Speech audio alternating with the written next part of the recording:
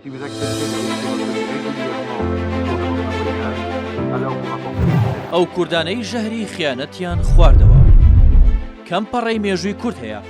ناوی خیانەتکارێکی لە خۆ نەگرت بێت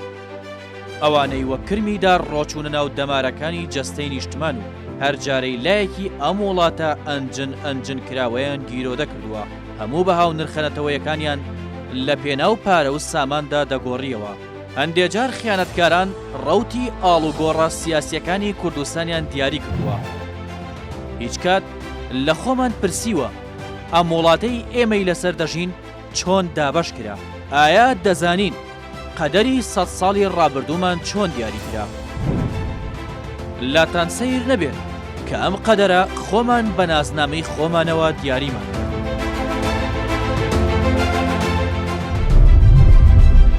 ساڵی 1923 لە سەروبەندی دانوستانەکانی تورکیا و ئەوروپا بۆ واژۆکردنی ڕێکەوتنامەی لۆزان بەرپرسانی ئەوروپا ڕازی نەبوون ڕێکەوتنەکە واژۆ بکەن و وتیان لە ڕۆژهەڵاتی تورکیا کورد و خاکی کوردان هەیە ئەگەر ئێمە ڕێکەوتنەکە واژۆ بکەین کوردەکان چیان بەسەر دێت شاندی تورکیا لە وەڵامدا دەڵێن تورکیا تەنها وڵاتی تورکەکان نییە بەڵکو وڵاتی کورد و تورکە و ئەو دووگەلە بڕیاریان داوە پێکەوە بژین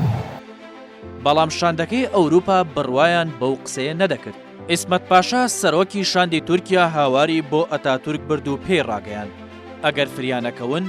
دەوڵەتی کورد دروست دەبێت پێویستە کارێکی وەها بکەن بۆ ئەوروپیەکانی بسەلمێنن کورد و تورک پێکەوە دەژین لەو کاتەدا مستەفا کەمال ئەتاتورک بانگی حەسەن خەیری ئەندامی پەرلەمانی تورکیا دەکات لە پشکی دەرسیم ئەتاتورک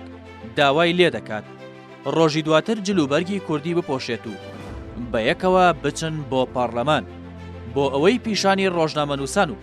شاندی وڵاتانی دیکەی بدات کە حکوومەتی تورکیا نەتەوەی کورد و بەرگی نەتەوەی و زمان و کللتوری کوردانی پەسەند کردووە هەرچەندە هاوسەرەکەی حەسەن خەیری زۆری لێ دەپارێتەوە کە ئەو کارە نەکات و خیانەت لە گەلەکەی نەکات بەڵام حەسەن خەیری گوێی پێنادات و چەند جارێک بە جلوبەرگی کوردیەوە دەچێت بۆ پەرلەمانی تورکیا و هاوار دەکات کە کوردەکان نایانەوێت جیا ببنەوە پاشان حەسەن خەیری لە سەر داوای ئەتاتورک تەلەگرافێک ڕەوانەی لۆزان دەکات بەو هۆیشەوە نوێنەرانی ڕێکەوتنامەی لۆزان ڕێکەوتنامەکە واژۆ دەکەن و خەونی سربەخۆیی کوردستان تا 100 ساڵ لەبار دەچێت پاشماوەیەکی کەم لەم ڕووداوە حەسەن خەیری بە فەرمانی ئەتاتورک دەستگیر کرا و ڕەوانەی دادگای ئیستیقلال کرا دادگاکە حەسەن خەیری بە جوداخوازی و لەبەرکردنی جلی کوردی لە ناو پەرلەمان تاوانبار کرد هەرچەندە حەسەن خەیری وتی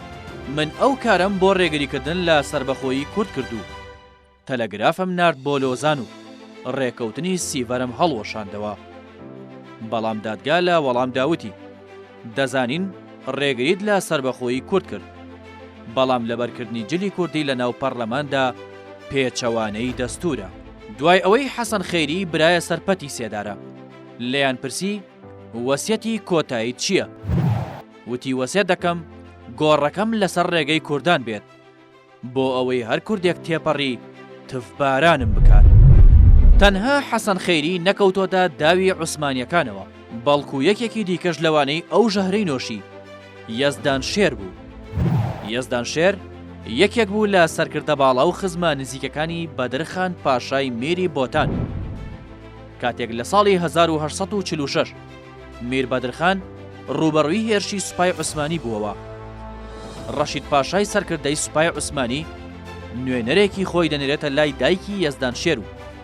بە پارە هەڵی دەخڵەتێنێت ئەویش کوڕەکەی هان دەدات خیانەت لە میر بەدرخان بکات بەهۆی هەڵگەڕانەوەی یەزدان شێرەوە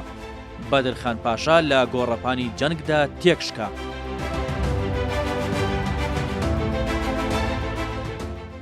دوای کەمتر لە 10 ساڵ یەزدان شێر ڕاپەڕین دژی عوسمانیەکان بەرپا دەکات ناوچەیەکی فراوان لە مووسڵەوە تاوان دەخاتە ژێر قەڵەمڕەوی خۆیەوە ئەو کاتەش دەوڵەتی عوسمانی بە پشتیوانی فەڕەنسا و بەریتانیا لە شەڕدا بوو دژی ڕووسیا ئینگلیزەکان پلانێکیان بۆ لەناوبردنی یەزدان شێر داڕژ. کەسێکیان بە ناوی ئارامسان لە شاری مووسڵەوە نارد بۆ لای یەزدان شێر و پێیوت وەرە گفتوگۆت لەگەڵ دەکەین و دەوڵەتی عوسمانی دان بە میرایەتی دادەنێت و 400 قڕۆشیشت دەدەمێت، بەڵام دەبێت بچینە شوێنێکی دەرەوەی شار و کەسیش لەگەڵ خۆت نەهێنی. یەزدان شێر هەڵخەڵەتا و دەستەیەک جەندرمەی عوسمانیش لە نزیک شوێنەکە خۆیان حەشاردا بوو. پیلانەکە سەری گرت و یەزدان شێر دەستگیر کرا و کۆتایی با قەڵەمڕەویەکەی.